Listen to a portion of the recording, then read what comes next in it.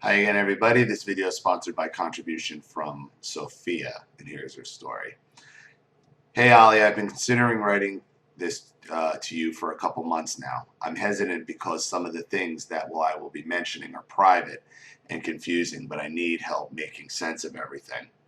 Lately, I have been thinking about some strange past experience that I had with my mother, and so far I have understood these instances as forms of covert sexual abuse or excessive controlling behavior and emotional incest.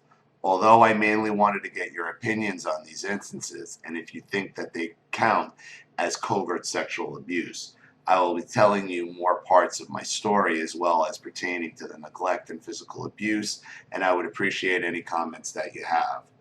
As you know from a previous video you did for me titled Pathetic Bribes from the Narcissist, I have already gone no contact and will officially be 1 year of no contact on September the 10th. As a child, I was sensitive and anxious. My mother was not only the enmesh type, but she was also neglectful. She would rage over the smallest things, and if things were going okay, then she would create chaos by making a huge deal over anything. Throughout my time living with her, I generally kept my distance, always in my bedroom, and avoided her as well as I could. I walked on eggshells because I never knew when or why she would be angry.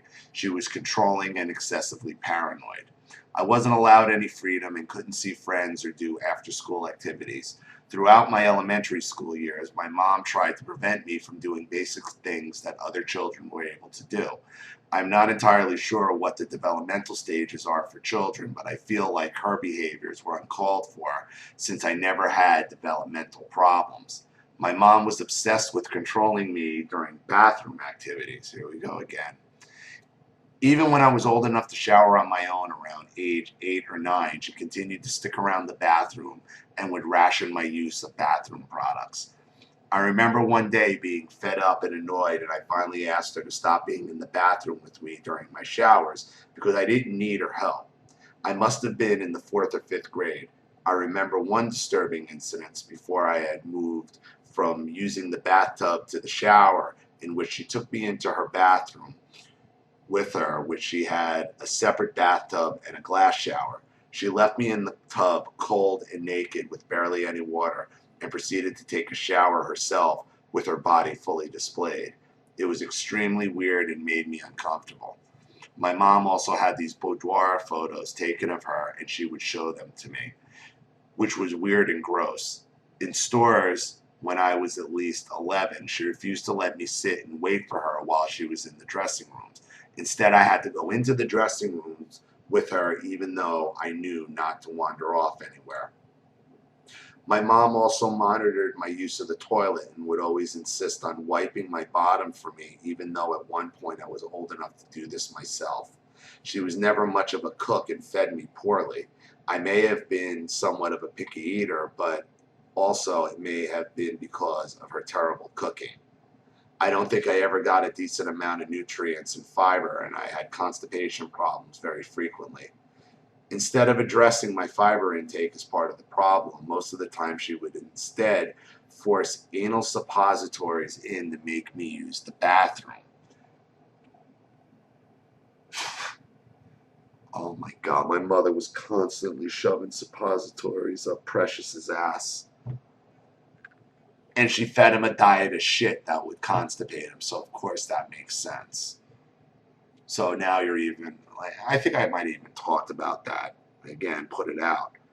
But yeah, your mother is a covert sexual abuser without a doubt. Without a doubt. It always made me feel so ashamed and like it was a punishment. She would get angry at me for not using the restroom, which I remember being afraid to because constipation was painful. And so her resort was anal suppositories. I feel like my chronic constipation could have been alleviated with simply making sure my diet was better, and I may have even asked her to buy some food items to help me. Unfortunately, my mom's creepy behavior didn't stop there. She believed she had the right to see my body whenever she wanted because she gave birth to me. Ugh, there it is again. She always barged in on me when I was a teenager as well, when I was an adult and married, and my husband and I were living with her. Once when I was 12 and lying in my bed during the day, my mom came in, laid down, and started spooning me. It made me uncomfortable, so I got up and left. When I was younger, she would spank me for getting in trouble. She would generally slide her hand all the way towards my vulva. What? My mom would also leer at my chest, even when I was a teenager. When my husband and I lived with her before going no contact, she always stared at my chest and made me feel uncomfortable. Whenever I was around her, I'd wear jackets to cover myself. When I started going through puberty and began to develop breasts, she decided she had to feel my chest extensively to determine if the new growth was really breast development. Well, what else would it be? Stuffing your bra? Like what? You're questioning whether you're not your mom. Like, this sounds a lot like Virginia too. My grandmother, she was constantly grabbing my mother and my two aunts, like to the point where at like, I think it was like 75 years old, she felt up my godmother, the middle one, Barbara, and it was fucking blood. Get your fucking hands off me for the last.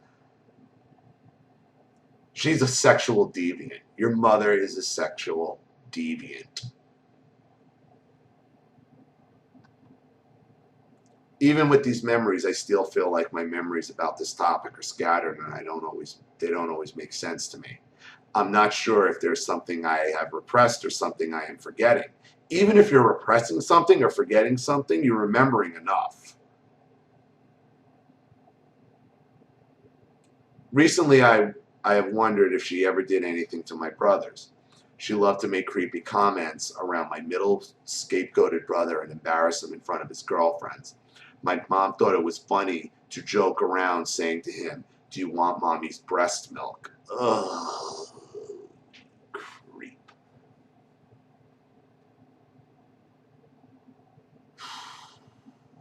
Literally, she did this in front of people and it was so annoying and creepy. Well, did your mom walk around in her underwear, bending over the fucking washing machine in front of your girlfriends?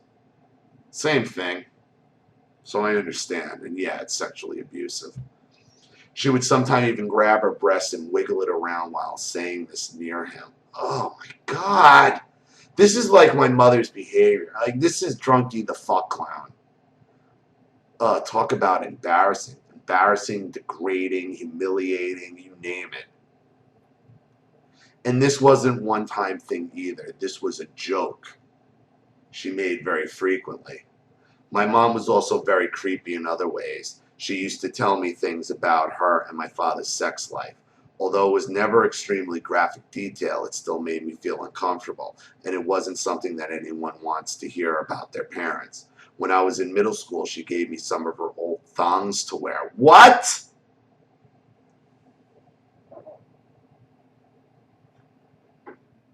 I don't even mean to laugh. I mean, I'm laughing that I can't believe you're even questioning this. A, who's going to want to wear somebody else's ass floss? And B, who wants that somebody to be your mom? In middle school. She's giving a middle schooler thongs. I always found this embarrassing. I'm sure normal mothers don't do this. Mom was needy and would act emotionally hurt whenever I didn't listen to her or spend time around her. I remember when I was surprisingly allowed to go on a trip with one of my friends in high school. When I got back, Mom kept asking me if I missed her and kept saying how much I probably missed her. The truth is, I didn't miss her at all. I really enjoyed my time away from her. When she continued fawning over me and exclaiming how much I missed her, I actually told her I didn't miss her at all, and she was not happy about this. Now, with the rest of the story, I'm delving more into neglect and physical abuse. She was neglectful towards me whenever it came to food and in times when I needed her help. For example, she hated whenever I was sick. She claimed that my brother and I were always faking it and that we were just having allergies and needed to get over ourselves. She was offended and enraged whenever I threw up, especially if it was in front of other people. When I was probably younger than 10 years old, I remember throwing up at the dentist on accident, as well as the principal's office in school another time. Keep in mind, I was a child, and children have accidents and can't always tell that they're about to vomit in order to get to the trash in time. Although she couldn't be hateful towards me in public, she made sure to do so whenever I threw up. I recall a weird memory in which I threw up around the kitchen table during dinner time, and she wanted to punish me by spanking me. I remember literally running around the kitchen island in a circle, vomiting all over the place just to get away from her, because she terrified me. Along with catching normal colds and stomach bugs, I tended to get sick around Halloween, and very frequently, which led her to ban me from participating in trick-or-treating. She claimed that I was catching stomach bugs from the candy because other sick children are placing their hands in the same candy baskets. My mom was always paranoid in this way and was a controlling hypochondriac, or she's the one making you sick. She didn't allow me to participate in making gingerbread houses at school and eating them because she was overly concerned about raw eggs and salmonella. No, she didn't want you to learn how to cook for yourself. Are you kidding me? She wanted to keep you sick. She didn't want to feed you healthy. She wanted to keep you sick. She knew she was making you sick. This is all to make you sick. She could care less about salmonella. She didn't want you learning how to cook on your own. On top of that, she never allowed me to go on school field trips unless there was an overbearing chaperone. Teachers hated this, and I remember one time a teacher seemed to treat me poorly, all because my mom wouldn't let me do things, ever, as if it was my fault. Instead, maybe this teacher should have stood up for me, but of course that didn't happen. Even stranger is that though she seemed to be obsessed about cleanliness and bacteria, her home was disgusting and she never cleaned it. Exactly. It wasn't about the bacteria. It was about keeping you under control. Don't you get it? She ain't concerned about bacteria. She wanted to keep you sick. When I was living there as an adult, I rarely cooked because our pots and pans were so disorganized and sometimes held dead termites and beetles. She never dusted or vacuumed. They spent tons of money on renovations and selected nice tile floors with white grooves. But you can tell she never mopped them. If you lift up a rug, the floor lines under the rug are clean and white, but the surrounding lines are stained black from never being cleaned. Good luck to them for attempting to sell the house one day, because there is no way excessive staining like that could be lifted. Even though she prided herself on being a homemaker, she sucked at this job. She always acted as some sort of self-sacrificial martyr for doing so much for her family. She insisted on doing everything by herself, yet this job would never get done. When I was 16, I believe, she neglected washing bed sheets and laundry properly long enough until I developed a full body rash. It was terrible. She would never have allowed me to wash my own things, and if I attempted, she would have loomed over me criticizing my every move, that I don't know how to do anything correctly. Even though she was a hypochondriac, she rarely let me see the doctor unless it was on her terms and based on her concerns about me instead of what was actually bothering me. Once I had a chest pain for weeks, and instead of caring and allowing me to see a doctor, she convinced my aunt's now ex-husband, who was a physician assistant in training, to diagnose me. Eventually, whatever was wrong with me did get better, but there were many instances when I definitely should have seen a doctor. After not receiving medical care as a child, I now have to deal with the aftermath in adulthood. Much of my severe chronic problems today actually can trace back to the beginning, early instances that occurred in childhood. The only times I went to the ER as a child was when I broke a bone in my hand from falling off a bike, and once when I was older and my mom was paranoid about swine flu. I remember taking a pretty terrible fall when I was standing on a chair. I must have been about 5 or 6 years old. I fell and the corner of the chair hit me right in my groin area. I was bleeding from my vagina immediately after this occurrence, but also remember having severe deep pain for what seemed to be weeks. My mom insisted I was fine and never took me to see a doctor. I always wondered if perhaps she was worried about being accused of sexual abuse, since I was heavily bruised and bleeding in that area.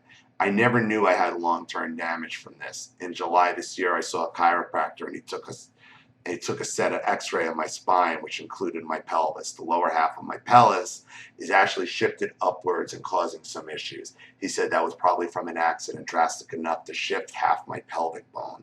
I should have been treated for this a long time ago. Your mother didn't take you to the doctor for the same reason she wouldn't let you go on field trips, for the same reason she wouldn't let you learn how to cook in school. She didn't want you learning, and she didn't want you talking to other people. She knew you were being abused, physically, mentally, being neglected, and she didn't want the doctors to pick up on it. She's not a hypochondriac. She's a narcissistic liar, protecting her abuse. Everything she does is for show and is an act. None of it's real.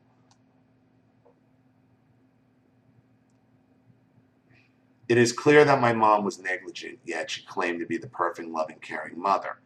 When I was 14, I had to get surgery on both my feet and legs at separate times, several months apart. She loved having me defenseless and dependent on her for all my needs.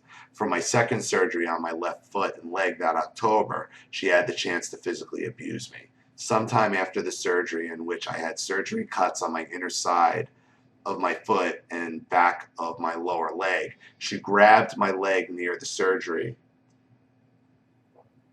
wound and squeezed extremely hard. It was painful and she hurt me, so I cried out that she was hurting me. She became angry and yelled at me that she didn't hurt me and I was exaggerating. It's like she was gaslighting me 5 seconds, and after she hurt me, it was ridiculous. With this surgery, she also tried to convince me not to begin walking, even with doctor's orders. I believe she may have been trying to permanently disable me. After the time she hurt me, I had severe neurological pain, like electric zaps spreading like lightning all along my foot. After I began walking, it was safe to, and when it was safe to, and teaching myself how to walk again in private without my mom knowing. After a few months, it became evident that I had permanent nerve damage running down along down from the leg scar and into my outer ankle and the side of foot, of which was the complete opposite side from where the surgery scar was. I brought this up to the doctor at the last visit, and my mom seemed to know that perhaps the nerve damage was partly her fault. The doctor said it's possible that a nerve got bumped with the laryngoscope during the procedure and that it shouldn't be anything serious and should fade away. I didn't consider my mom's physical abuse in that instance could have contributed to the more extensive nerve damage that continues today, nearly 10 years later. I believe it's not likely that tiny bump could have caused extensive damage and permanent numbness from my lower calf down to my ankle and the side of my foot that my mom's actions probably exasperated any minor damage that may have been done during the surgery. The first surgery on the right foot and leg had never had problems such as this. I don't remember much physical abuse at her hands, but when I was a child, she would use a rusty ear scope to check inside my ears for infections. I had to sit extremely still when I was ill. She was very rough with placing the scope in my ears for infections, and it was always painful and throbbing pain when she did so. It is possible that I have some hearing damage.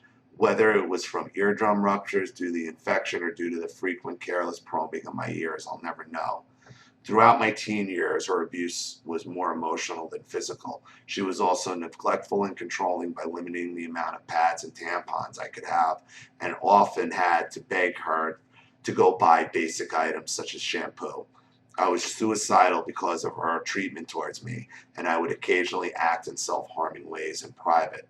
Once I had lightly cut my arm and was obviously self-inflicted. My mom found out, and instead of wondering what was wrong, she grounded me instead. As you may recall from earlier in this story, my mom didn't feed me well and was a terrible cook, yet she thought her cooking was amazing.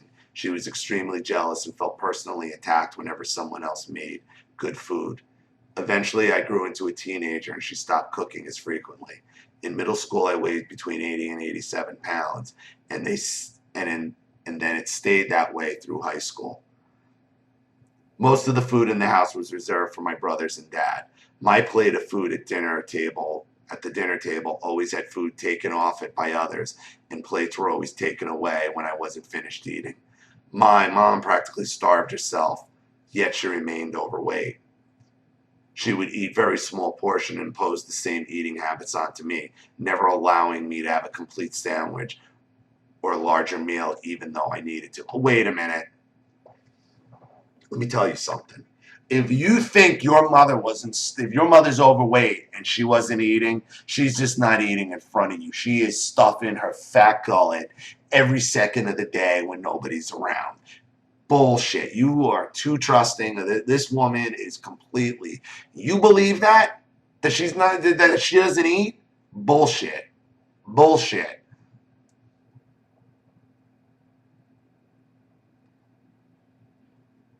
I wasn't allowed to microwave food at night, which was the only time I thought it would be safe for me to eat since my mom was sleeping. She began to make crazy rules that no one was allowed to eat or get food at night because she could smell the fumes from the microwave. When there were never any fumes to begin with, and their bedroom was on the top level of the house away from the kitchen. I didn't weigh up to 90 pounds until I met my husband, my now husband. My senior year of high school, I would see him after school by sneaking over to his dad's house and was able to eat more food that way. My mom must have felt threatened by my husband when we started dating. She tried to prevent me from seeing him and talking to him, and was extremely hateful because he's Latino and didn't grow up middle class.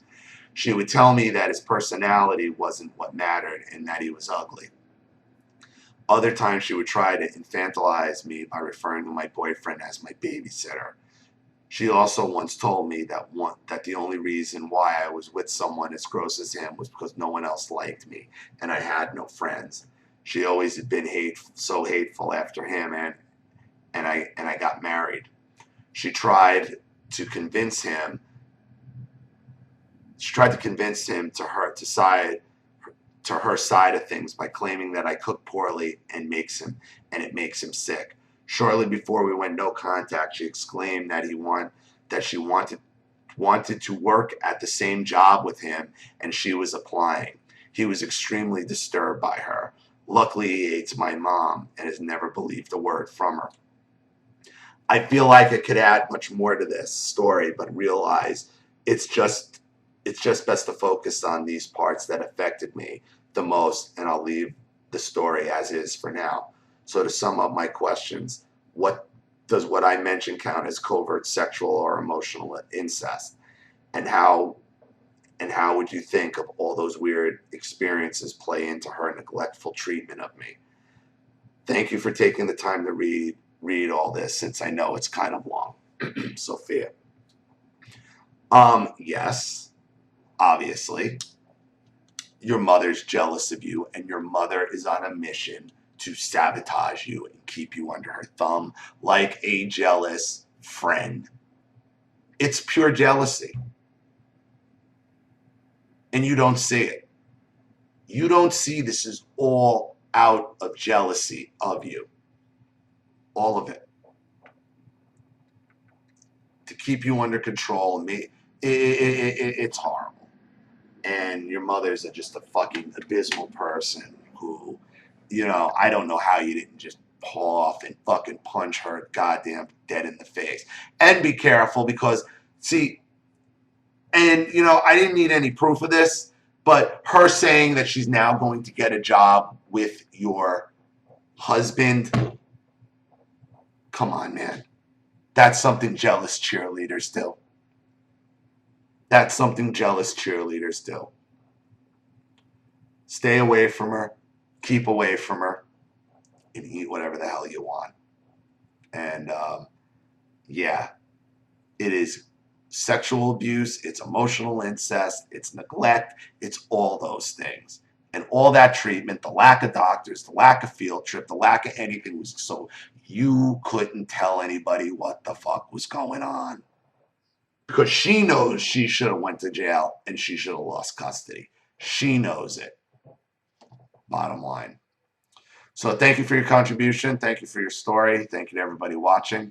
Please leave any opinions or advice in the comment section below.